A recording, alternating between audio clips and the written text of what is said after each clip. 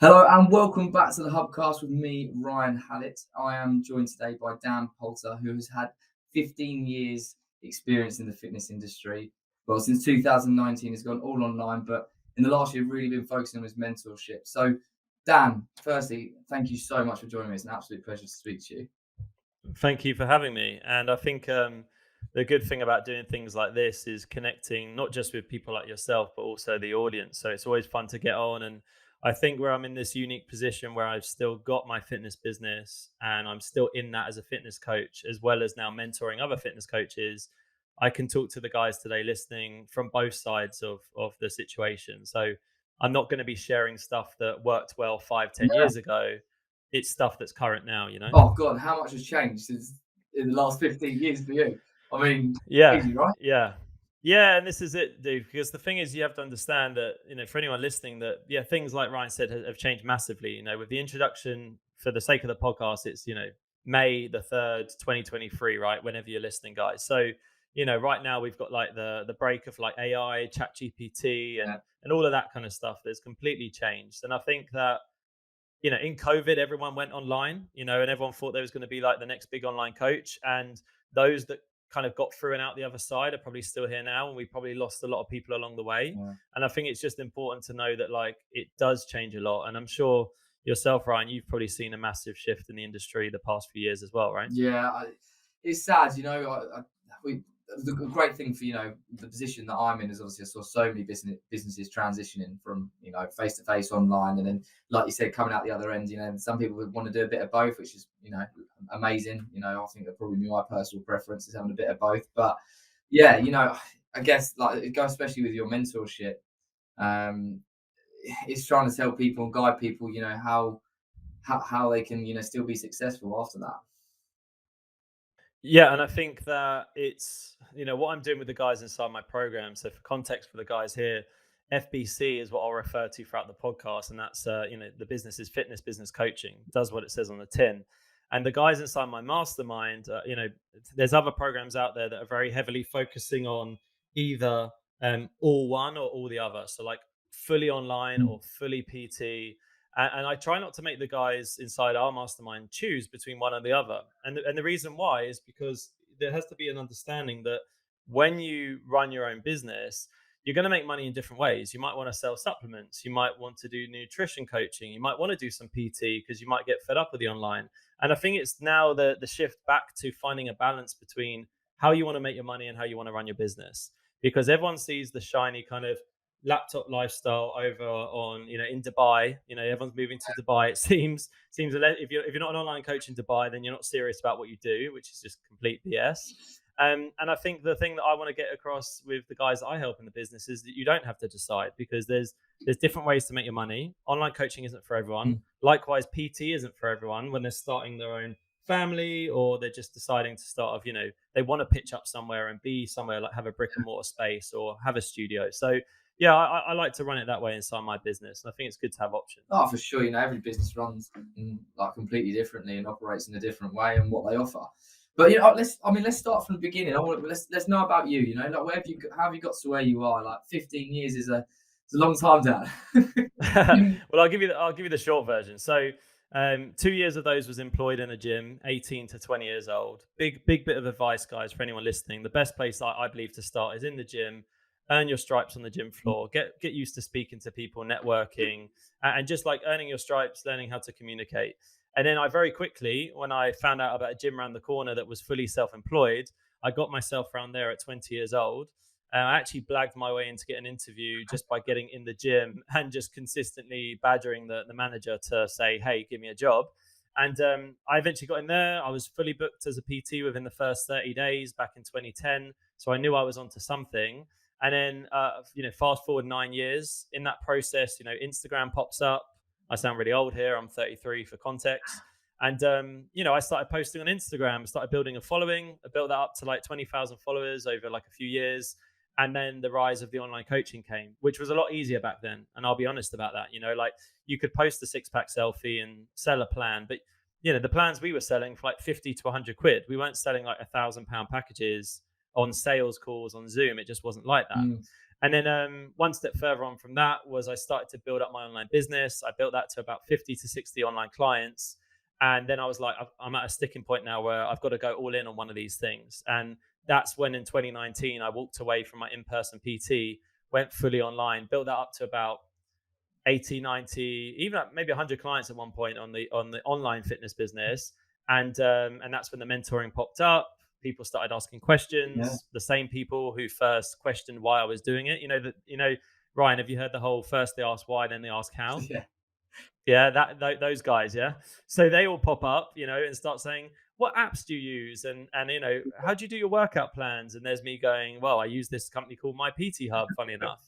And by the way, guys, that's not a shameless plug. I I still was use them going to to this say, day. I was say that. Yeah, Thank yeah. No, I'm not. No, I'm still very much deep. So yeah, and then yeah, fast forward to this present day. Like I said, like Ryan said, I've got like a mastermind program with the guys. We've got fitness coaches in there that we've helped do anything from their first 3K month right up to their breaking through 30K a month. So we literally we meet our coaches where they're at, and we specialize in helping in-person PTs who want to make more money in the gym and also start making some money online. So that's where I'm at, right now as of like May 2023. I mean, I've got about 30 questions in my head that I want to ask you. I'm going to try and break it down. So Go my first for one it. is like, where did you, at what point did you go, okay, well, I want to move from being an employed PT to a self-employed PT, but also the same question for when did you get to the point where you knew it was time to go fully online? Like, how did you sort of find the balance, or when was the right time to move? I feel like for anyone listening, this should help you because, like I said, I think a very important lesson I learned was earn your stripes and learn your craft in the gym, speaking to people. Because everyone thinks that you just move online, you start posting selfies or workout videos, or something might go viral, and people just think that like online clients are going to flock to you, or they think you just don't really have to work very hard and you can sit behind a laptop all day, sipping your protein shake, and just go into the gym when you want. Like it doesn't work like that. Definitely not anymore. Yeah. And so what I knew was like, I've always been obsessed with progression. I love moving forwards. I hate feeling like I'm standing still. And I just knew that, well, okay, well, I've maxed out my employed business. I was doing like 30, 40 hours a week as a employed PT. So I just knew that the next step was to go self-employed. My dad's an entrepreneur. He runs his own business. My brother is an entrepreneur. He runs his own business. My wife and business partner is in the business. So she's also an entrepreneur. My sister-in-law, like I'm surrounded by them. So I've always had that around me, and it's very much who I gravitate towards. So I just knew that like the money was to be made in a self-employed setting. And then that's when I knew I had to take the plunge. And I know that there's always a cost for these things, and the best stuff happens when you push yourself out your comfort zone. And I just knew that the only way I was ever going to have the success I want and the life I want was to go self-employed and start my own business. So I did. Yeah. I mean, you got an incredible self belief, and I think that is extremely important in this industry. I mean, going back, would you say that could you have had a mentor at some point? Did you think you could have taken any guidance at whatever point in your journey? So I see it as I've always had mentors, and like I said, I've been very lucky with my dad running his own business. He went from a very successful role in law up in town, completely different industry and space, and he saw an opportunity with a business, and he started his own business. So I saw that firsthand, that transition for him, which was obviously inspiring. Mm. The best thing I ever did was very, very early on. Um, well, I had mentors and my managers. There was specifically a PT at my gym, and a quick suggestion for anyone listening to this, guy, is like, even if you don't feel like you're ready yet to financially invest in a mentorship, like just find the PT in your current gym who's smashing it, Yeah. and just go and hang around with them. Try and train with them, take them for lunch if you have to. Just like that. That's what I did. I spent time with the guy who was killing it in the gym I went to, and very quickly did I meet him at the top, and probably actually even like surpass him in some ways. And that was just because I was relentless in my pursuits to just get better. I was just like, how do I get better? Day in, day out, week in, week out, year in, year out. And I think that my first paid mentor was in 2013. I remember I was wearing a David Lloyd uniform in the staff room on the phone to this guy at the time. And I paid over the phone 3K. And that was back in 2013. So bear in mind, like this whole business coach mentorship thing was like very new then, and very not even a thing then. So that was a pretty ballsy move on my behalf with a lot of money. That would have been like a month's worth of pay back then. And again, I think it's just like you said, that relentless self-belief, just to be like, I need to back myself, because when I put my head on the pillow at the end of every day, I need to know that I've done my best. And I think that it is that thing of just being obsessed with the progression of things. So yeah, that's kind of where it all came from. But I think for anyone listening who is currently struggling with some self-belief, is just, I always ask the question, like, is there actually any evidence to show that I shouldn't be successful at this? Mm. And when you test the evidence, you usually find that there isn't enough evidence to say that you shouldn't be. Therefore, why can't you be? And then it's about getting curious and then exploring that. Yeah. I was interested to say, like, the going back on the point you made earlier with, like, going online is difficult. Like, it's not a walk in the park by any means. I know, but is it something you enjoy more, or do you just sort of do you miss the PT side a bit, or how did you find the change going completely online? I think that yes, I did miss the PT bit at one point, and I think around the time that I went through some serious bout of like anxiety and probably borderline depression at the time, although not like properly diagnosed, but there was a period, dude, where I was having like 12 to 15 anxiety attacks a day when I was my Wow. business was kind of like peaking around the sort of 70, 80 client mark, fully online. And I think part of that was I was spending way too much time on my own, like I just said, like behind a Yeah. laptop on my own, either at home whilst Ellie was at work or in a coffee shop, and just too much time on my own in my own head. And I craved when I went to the gym and I got to train with the boys, and that was like the highlight of my day. And I was like, I'm starting to love getting away from my business, even though my business was pulling in even six figures at that point, and that's what everyone's aspires to get to these days. It's like the 10K month is the thing. Mm. But I felt like shit. I actually felt worse than when I was making 3K a month on the gym floor, because I lost that in-person element. So one of the tips I would give to anyone listening is, if you are fully online or heading that way, find ways to get out and get stuck in with other people, whether that's you host your own live events. Like I've been like with my clients, we've done like in-person days, workout workshops. I get my clients inside the mastermind to take their clients for lunch, dinner, paintballing, do something fun. But I think it's important to add those elements in. Yeah, 100%. I mean, how did you find the balance? How did you get to the point where you were like, do you know what, like now I'm okay? Or you designate time or?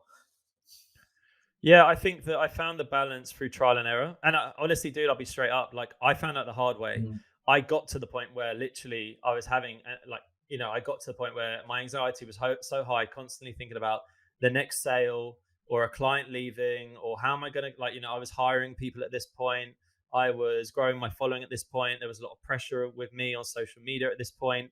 And I think that the thing that happened for me that I want to urge for anyone else is, like, don't make the mistake I did. Like, if you feel your mental health is starting to take a hit on this on this business growth, like, one thing I vow now is to never put my health before my business. Easier said than done, as you know, because you and I, Ryan, will share that we're driven people, and like we said, we like moving forward in life. Mm. But for anyone listening, you just got to take a moment and go, shit, if I'm not sleeping very well and I'm not training as hard as I used to, and I'm starting to put on a bit of body fat, my muscle isn't as full as it used to be, and you just start to see yourself deteriorating a little bit, you just got to read the warning signs. Like, it took me to the point where I was literally had a straight up panic attack, to the point where I thought, am I having a heart attack? Like, if you're asking those kind of Oh, questions almost on a daily basis in various different settings, like, you're taking the piss out of your health, and something's gone wrong, right? So I just think to find the balance is still keeping your training at the forefront. So I would always say to anyone listening, your own training becomes before your clients. And you might think that's a bit extreme, but I think it's really true. I think that we lead from the front. We're leaders as coaches. So I have to prioritize my own training, getting my own steps in, getting my own food in, hitting my own hydration goals, all that kind of stuff. Because we're fitness coaches first before we are entrepreneurs. So mm. you've got to respect that, and respect this one body that we've all got, and we've got to look after it, right? Oh, 100%. I mean, it's relatable. You just want to work 24/7 because you feel like that's the right thing to do. And you, And you can now. yeah, yeah. That's the problem, mate. Like, as you know, like, I'm like, you'll be replying to emails late into the night. You'll be replying to emails first thing in the morning. Like, that's how it is now, and I'm sure you've experienced that too. oh, yeah, and like, you have to have a break. There has to be something in your life which you can separate it at times, and not look at your emails or look at something in particular. But I mean, you I know you said about making, like, learning the hard way. I mean, the amount of people that I suppose you've spoken to over the years, like trainers, businesses, and mistakes are made, and sometimes they're great to make mistakes. But what's a common theme that you see? Do you see any common themes and mistakes, or something you go, oh, Yeah. do you know what? I wish I could have been there at the time to tell you that. Yeah, there's probably like 4 areas I can break down for you, and I'll go through them one by one. So the first mistake I see people make is at the start of the funnel, so to speak, right? Which is typically your content on Instagram, or whatever platform you choose. Typically, PTs typically it's Instagram's their primary platform, right? And I would actually recommend that too. So for anyone listening, and it's the content often is the first mistake. I see people too much. One, not being willing to be vulnerable in the content. It's all very surface level stuff. Mm. It's like, what they had for breakfast, their bench press, even though they're trying to promote to busy mums, and then they're posting about the bench press. Like, it just doesn't add up.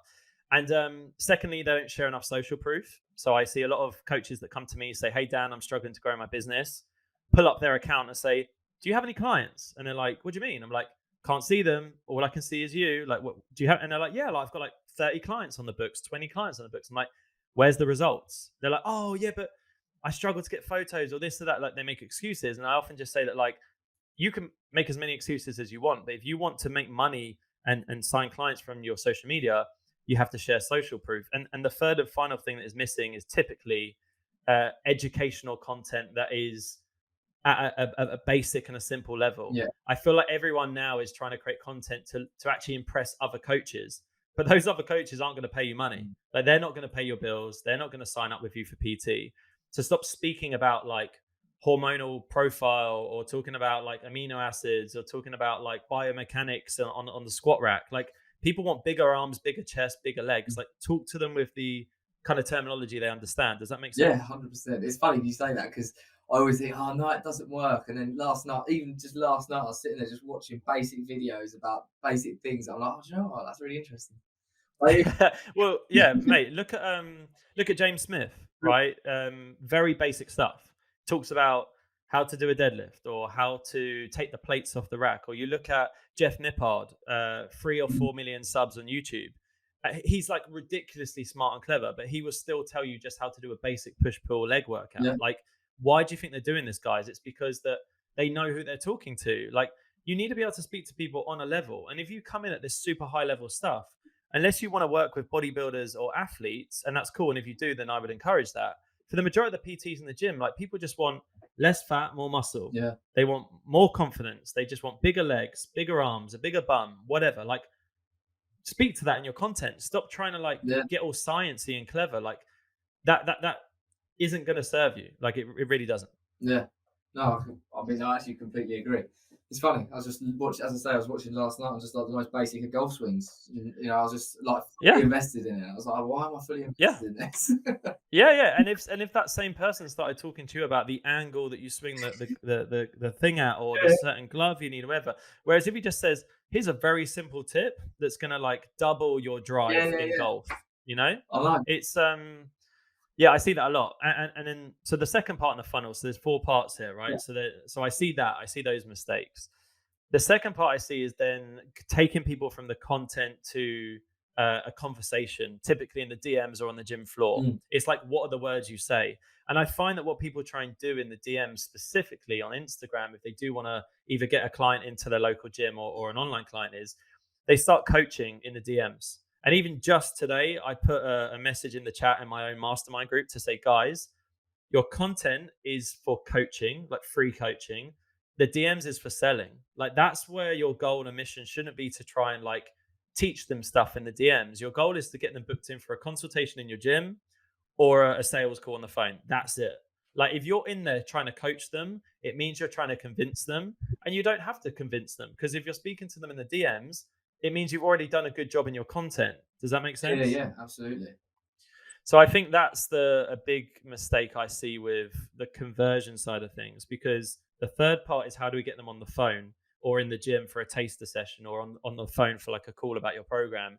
And a mistake there will often be that typically people don't take payment on the phone, or don't take payment in the gym. Mm, And one thing that I did really well, I'll say, and I did a lot of things badly, but one thing I know I did very well was I was very early on, I got into the habit of taking payment at the time, because we've all had it where you Yeah, send someone a payment link and you never hear from them again.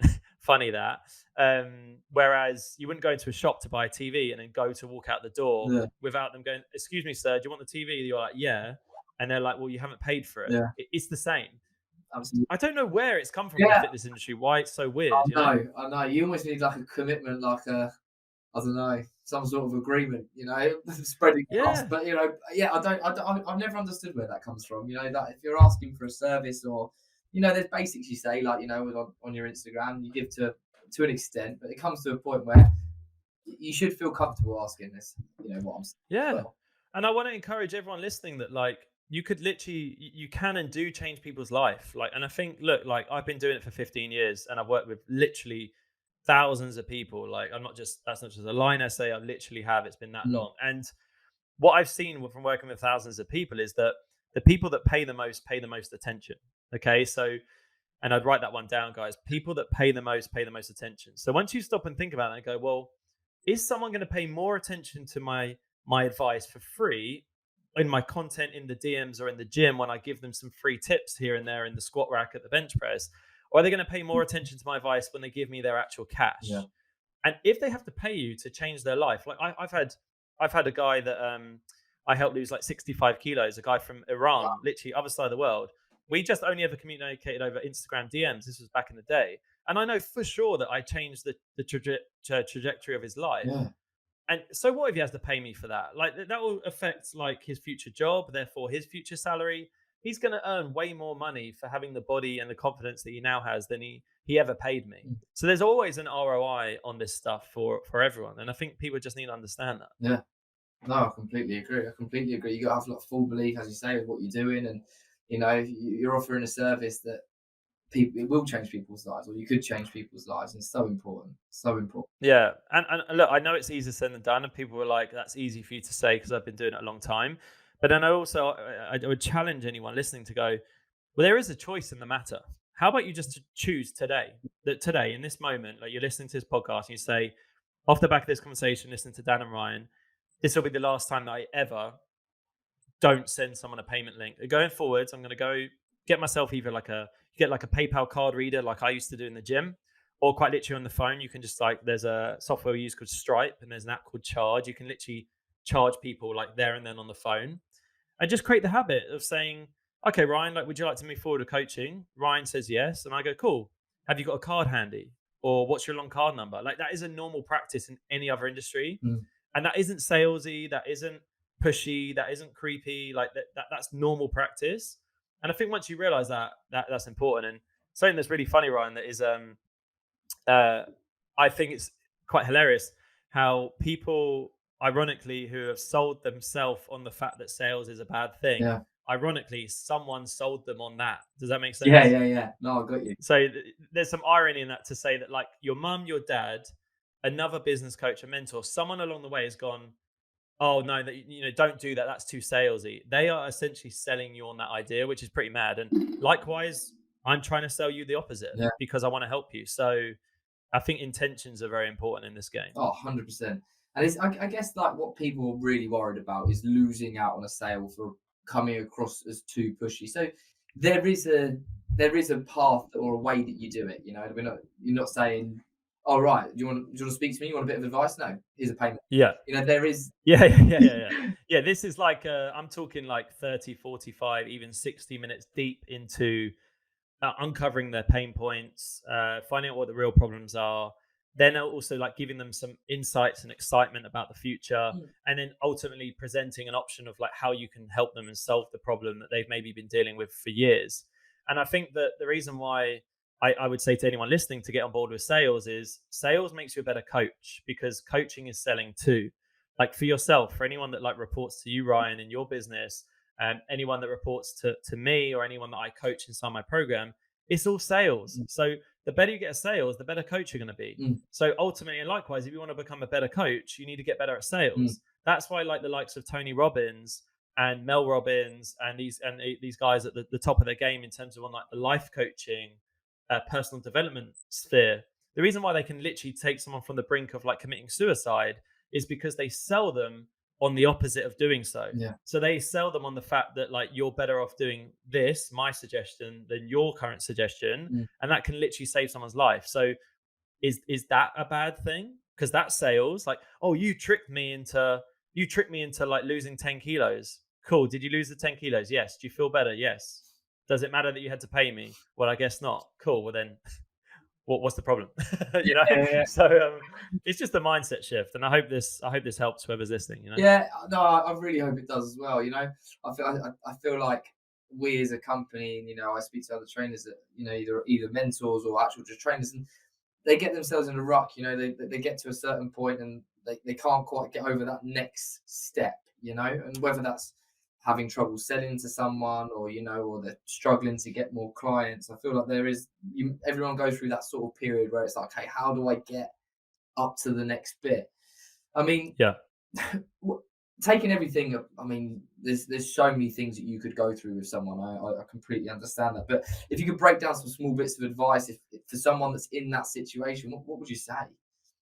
I think that the final part to touch on would be, and this kind of leans into leads into this really well, is the final part is upgrading the experience you deliver. Okay, and there's a separation I make sure that's very clear in what we do at FBC. Right, so if you work with us, Yeah. it is very heavily around sales, marketing, lead generation, content. In terms of the coaching bit, we don't teach you about calories, macros, how to do better, like very technical programs with your clients. What we do very well is help you upgrade your coaching experience. And what that is how do you make your clients feel and how do you get them better results through adding different deliverables? So I think part of what we do, and I would focus on, and for anyone listening, is upgrading your service. So can you add like a weekly check-in? Can you add a weekly Zoom call with the guys? Is there a community group? How engaged is that group? And I think if you're constantly turning that dial, well, that's going to keep you from losing people on the back end, because you can get a killer at sales, killer at content, a killer at lead generation. If you're just constantly bleeding clients and losing clients in the back end and they're just kind of falling through, then you actually got such a high churn rate that you're just constantly having to put time and energy on the front end. Whereas actually, if you've already got people inside the business, if you look after them and you treat them well and you give them a reason to stick around, then you actually can spend more time on just getting better results, more referrals, better lifetime value of the customer, and actually change more lives in the process. So I think that for anyone listening that's thinking like, what's the next step? If you don't feel like you've currently got like a client journey or a client experience, and your clients just kind of passively go through your program, logging workouts, logging nutrition, but there's no like community or curriculum outside of the coaching, that would be my first suggestion to look at. Yeah. No, I love it. I mean, would you say that a lot of your, well, either clients or trainers that have been on board with you, there's a lot of been referrals, would you say, just from experience, that given the experience they've had with you, would you say? Yes, but for anyone to reassure them, like we're very good at what we do and always have been. And I think people think that you realize the hard way that actually in this industry in coaching, you don't get as many referrals as you would in other industries. And I can say that for sure. And I can also reassure people why. It's actually a very flattering thing.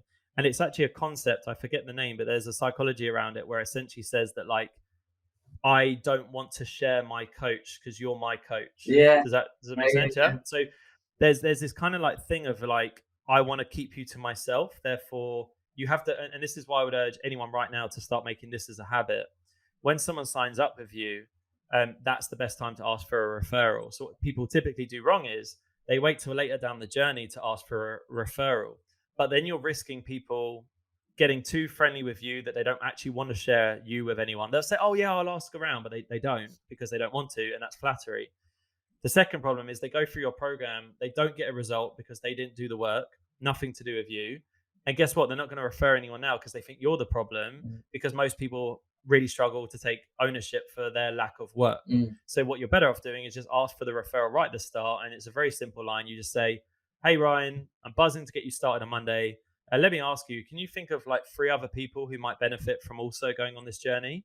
And you might be like, oh, one of the boys at football is always saying he wants to get in shape for summer. Oh, great. Like, what's his Instagram? Or maybe you can put us in a group together on WhatsApp. Oh, yeah, I'll do that straight after the call. Like, catch people when they're motivated and excited and they've got high trust in you. and stop waiting for later down the line where you might forget or they might not want to share you at that point, you know? Yeah, yeah. And also, it might be a nice thing for them. If they're starting something completely new, they may want a familiar face with them to do it with. It could be a good sell. Exactly. One of the things we'll do, especially if it's a couple, is like, oh, you mentioned that your wife is also into fitness. Like, how about your wife? Do you think she would be up for jumping on the program? And we've actually had it where people have been like, oh yeah, let me ask, and then it's like, oh yeah, and they ask, and you could do like a slight discount for like a couple's discount, and you might just instantly turn every lead that you ever get that is in a couple Mm. into 2 leads instead of 1, and you double your business overnight. It's really that simple. Sometimes it is the simple stuff that makes the biggest difference. Yeah, no, I completely agree. Completely agree. And I guess, as you say, like throughout the years, like times have changed. Like the sale has become different, and like what you say, and like the referral side of stuff, you might offer something in return. Like, oh, you get me a referral, you get 50% off your next payment or something. That's usually, I suppose, how it works, right? That's just sort of the natural progression of what it's turned to. Yeah, I think that there's different things to look at it. So one way that the guys here listening can do their referrals is definitely like the old school way, which is like cash is king, right? And the other thing you could do, secondly, is exchange services. So you could say to someone that, like, if you refer someone, I might give you like an extra 3 month on the program. I would just say go easy with that, because as you get busier, you then have to like keep to your word from previously when you weren't so busy. And if you're aggressively growing your business and getting busy very quickly, you're going to be like, oh crap, I still owe these people these 3 months, and I'm literally, Yeah, my bandwidth has run out, right? Whereas if you just give them cash, then you essentially pay back your time. The kind of final third one might be to go and do something nice with your clients. So something I did recently with one of my clients inside FBC is I took her for like a one-on-one kind of coaching experience, and then we went and recorded a podcast. And that was something she would never have done on her own, or certainly that's going to be the start of her doing something for her own business. And that was something really personal, when me and her did something completely away from what we would normally do. And she'll always remember that, for like going and recording a podcast in person for the first time ever. She'll always remember that. And that's something we now share. And that's more powerful than any money I could have given her, or any 3 month on the program I could have given her. So sometimes it's a more personal experience with you, away from the gym, away from what you do normally. yeah. No, I completely agree. Does the with everything that's going on in the industry at the moment, like I feel like you said, you keep both businesses fairly separate now. I think you've got to that point Yeah. where it doesn't quite overlap. Is there anything that's come up recently, or anything that's coming up in the industry, or whatever, that you're quite excited about, like a change in something? Some they come in waves, don't they? Like they still do Yeah. last a bit. But is there anything you're excited about? Yeah, I think what I'm most excited about is the fact of like, and as much as people are freaking out about the AI side of things, in terms of going, oh shit, like, is it gonna, is it gonna change things for us in like in a bad way? But I think that what it will actually do, when done correctly, will mean that you can get back to coaching your clients. Because when you go online, you become like a tech person. You become like you just constantly like going through all the tech side of things, right? And actually, when you have like sort of AI introduction to like the way that you write your captions or the way that you create your content, it will free up more time for you to get on calls with your clients, or get out and go and see your clients in person. You're not Mm. sitting at home like spending hours editing videos. You might spend half an hour editing a video using an AI tool, and that frees up an hour and a half for you to physically get out and go and see your clients in person. Like I said, take them for lunch, go train with them, go to Fort Park together, go skydiving, like just do something completely out of the ordinary. So I'm really excited about the introduction of AI, in the sense of how it'll give free up time for you to get back to what you signed up for, to be a coach. Because you soon become a sales guy, you become the marketing guy, you become the content guy, you become the admin guy, when you're on your own in the beginning. And you actually start to lose sight of the stuff that Yeah. really lights you up, which is the coaching. So I'm definitely excited for that. Yeah, and I always say that like it's the person they invest in. So like if AI coming in, I mean, it doesn't necessarily matter, because there's loads of things you could get online for free if you wanted to do that. But the reason people invest is because they need a holding, like a handheld sometimes, or they like Yeah. talking to you and getting advice from you and being like, why do I feel like this today? So I Yeah. don't think there's too much to worry about from that aspect. I hope, touch wood, in this industry. So yeah, I think it could be a really exciting thing. And I also think for someone to make a note of now is that, a line that I always say to the guys in some of my FBC mastermind program is I say, um, people aren't paying for your knowledge. You think they are. People pay for implementation because like Ryan just said, guys, like all the knowledge is out there. They could find a macro calculator and they'd have their macros. They could go watch a Jeff Nippard and just follow his workout plan. They'd have a workout plan. They could work out what their step count should be, or they could just get themselves a Fitbit. Why aren't people doing that? Because they pay for implementation. They want that accountability. And you can have, I don't care what you throw at me, like a robot, an AI tool, the list goes on. People will always want that human interaction. People always do. They pay for implementation, they pay for convenience, and also people are always going to pay for your opinion on a topic. Like they might chat GPT, what's the best way to reply to a client, or what's the best way to set a 2,500 calorie meal plan, but they're also going to want to know what your opinion is on that. And that's your own personal opinion. So just make sure that in your content that you find ways to get your personality across, because I believe that the sale is going to happen on who people resonate with, because there's loads of coaches out there, but it's part of you getting across your story and then how people resonate with you. They might want to work with Ryan instead of me, Dan, because they resonate more with Ryan's story than my story, and that might be the reason why they reach out to him, not me. And that's why it's so important to be vulnerable in your content as well. And also when you're on the gym floor, like be relatable, share your story with people in the gym, find ways to connect with people. That will definitely make the difference between you getting washed up in the new wave of the AI coming in. Yeah, and it always goes back to that self-belief, right? Like if you believe in what it is that you're selling and the person that you are and all that sort of stuff, it helps, massively. Yeah. And I think maybe a suggestion for the guys listening would be go and hire your own fitness coach. If you've never actually been on the other side of being a client, that's what I did back in the day. I got myself a PT, and he also did a bit of online with me as well. And I have a fitness coach online myself to this day. And I like being on the other side of the client coach relationship. There's a lot you can take from it. There's stuff that I wouldn't do, and there's stuff that I do now do. And that's because I've experienced that. So if you've never been on the other side, then you don't know what it's like to be a client. Then it makes it very difficult for you to relate and resonate with your current clients, because you don't really know how they feel to have to check in with someone on a daily and a weekly basis. Yeah, it's a great idea, really, isn't it? It's not something I guess anyone would really think of. Be like, well, seems sort of counterintuitive, but actually it's the complete opposite. It's probably and it's also very humbling as well. Well, Dan, we could probably speak for hours about all this kind of stuff, but I would guess we're going to be, everyone will be hearing a lot more from you. Like we've got a great relationship, which is lovely considering the amount of time that you've been with us. And I don't know when this will go out. Hopefully it will go out really, really soon. But I guess if anyone has any questions for you following this, I assume we'll tag you in Insta, and I'm sure they can reach out, and if they've got any concerns or anything we've ever spoken about. Yeah, the best place to find me is on Instagram at Fitness Business Coaching, all one word. And likewise, go check out our podcast. It's the Real Impact, Real Income podcast. And some of the episodes are even over an hour long. And you actually get to hear from the guys inside the mastermind as well. For anyone who's ever a bit skeptical about what goes on inside a business coaching program, you can literally listen to episodes of me coaching my clients. So you can see how I coach the guys, the kind of questions that they ask. And likewise, there's also some shorter episodes that are more like 10, 15 minutes long, which are more of like nuggets and tips. So Instagram at Fitness Business Coaching, or the Real Impact, Real Income podcast is the best place to go. Amazing. Well, Dan, thank you so much for joining me. It's been an absolute pleasure. And I'm sure everyone will hear from you again very, very soon. Yeah, my pleasure. Thanks for listening, guys.